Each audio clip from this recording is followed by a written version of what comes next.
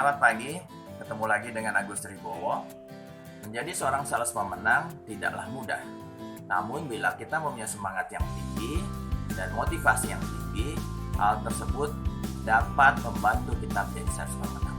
Nah, untuk itu, mari simak video berikut ini bagaimana menjadi seorang sales pemenang. Yang pertama, bagaimana caranya rekan sales sekalian? Anda harus menerima keadaan diri Anda. Coba kalau Anda sekarang bawa mobil, Anda lihat ada kaca di sana, Anda bercerminlah sebentar. 1-2 menit, Anda lihat wajah Anda, oke, perhatikan baik-baik. Nah, ketika Anda melihat diri Anda, kira-kira apa yang Anda pikirkan ketika Anda melihat diri Anda di kaca? Biasanya rekan-rekan sales sekalian, ketika orang berkaca, orang melihat, wah wajahnya bagus, bersih, bangga. Tapi lama sedikit maka dia melihat, ini ada jerawat di pipi. Dia melihat begitu banyak kekurangannya. Nah, rekan-rekan sales sekalian, banyak kali ketika orang melihat dirinya, mereka lebih banyak melihat kekurangan yang dipunyainya dibandingkan kelebihan.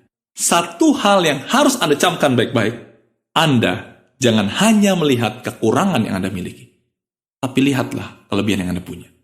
Saya akan menceritakan sebuah ilustrasi. Waktu kita kecil, kita sering mendengar bahwa orang tua kita bercerita bahwa kura-kura balap lari dengan kelinci. Sering dengar ya? Nah, pertanyaan saya, kalau kelinci sama kura-kura balap lari, kira-kira yang menang siapa? Kura-kura sama kelinci balap lari, yang menang siapa? Tepat sekali. Yang menang pasti 100% adalah kelinci. Kenapa? Karena kalau balap lari, kelinci jauh lebih kencang. Pasti dia menang. Tetapi saya mau siarkan rekan-rekan sales sekalian, bahwa kura-kura pun bisa menang. Bagaimana caranya? 100% saya jamin, kura-kura bisa menang balap lari dengan kelinci. Asalkan balap larinya di air. Tepat sekali, di air. Jadi, rekan-rekan sales sekalian, kalau di darat kelinci sama kura-kura balap lari, pasti yang menang adalah kelinci. Kenapa? Karena memang kelinci diciptakan untuk berjalan di darat. Sedangkan kura-kura diciptakan Tuhan untuk berjalan di mana? Di air dan di darat. Dan bahkan lebih bagus, lebih kencang kalau berjalan di air. Berandai-andai gitu ya, kura-kura berbicara kepada Tuhan begini. Tuhan, saya komplain. Kenapa kamu komplain kura-kura? Kata Tuhan. Kenapa tangan saya pendek Tuhan? Kenapa tangan saya pendek? Nah, saya tanya, kalau Anda jadi Tuhan, ketika kura-kura komplain, kenapa tangan saya pendek? Apa yang Anda katakan? Sekarang coba pikir kura-kura. Emang saya ciptain kamu untuk jalan di mana? Di darat atau di air? Di air, Tuhan. Memang efek kalau jalan di air tangannya pendek atau tangannya panjang? Nggak efek, bukan? Ya, ini poin pentingnya. Rekan-rekan sales sekalian, sering kali kita komplain kepada Tuhan, kenapa saya lahir orang miskin Tuhan? Kenapa saya nggak bisa ini Tuhan? Kenapa saya ini? Kenapa?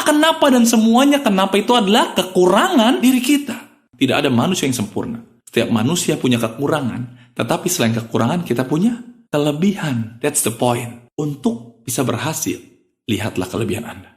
Janganlah hanya melihat kelemahan Anda. Nah, sekarang saya akan menceritakan kisah nyata dari seseorang yang secara fisik lebih banyak kekurangannya yang dimiliki dibandingkan dengan kelebihannya. Anak ini lahir di Australia 4 Desember 1982 tanpa tangan dan kaki. Coba bayangkan sebentar kalau ada seorang bayi lahir tidak punya tangan, tidak punya kaki. Kira-kira bagaimana masa depan anak ini? Tidak usah pikir jauh-jauh, mungkin bayangkan saja kalau kita tiba-tiba sekarang tidak bisa berjalan. Bagaimana dengan masa depan kita? Hancur, rusak, berantakan, bukan? Tapi anak ini jauh lebih parah daripada kita. Tidak punya tangan dan tidak punya kaki. Anda tahu siapa namanya? Anak ini adalah Nick Vujicic. Nick Vujicic hari ini telah menjadi seorang motivator kelas dunia yang memberikan semangat keliling dunia dengan segala macam keterbatasannya. Dia tidak punya tangan, dia tidak punya kaki, tapi dia memiliki kelebihan lain, yaitu semangatnya yang begitu luar biasa. Akhirnya kelemahannya pun tidak bisa menghalangi dia untuk tetap bisa berhasil. Mungkin Anda ada yang lahir dari keluarga sederhana, keluarga susah, keluarga berantakan, banyak. Tapi saya katakan, jangan biarkan masa lalu Anda menghalangi diri Anda untuk maju menuju masa depan yang lebih baik. Hal ini adalah seperti ketika kita mengendarai mobil. Kalau kita terus melihat spion terus, apa yang terjadi? Kita akan menabrak ke depan. Spion diciptakan di mobil bukan untuk jadikan fokus utama, tapi hanya untuk melihat, mereview apa yang ada di belakang kita. Sama juga dengan kehidupan kita, rekan-rekan sales sekalian. Kalau kita terus melihat kelemahan kita, masa lalu kita akan menabrak yang di depan kita. Tujuan hidup adalah melihat ke depan.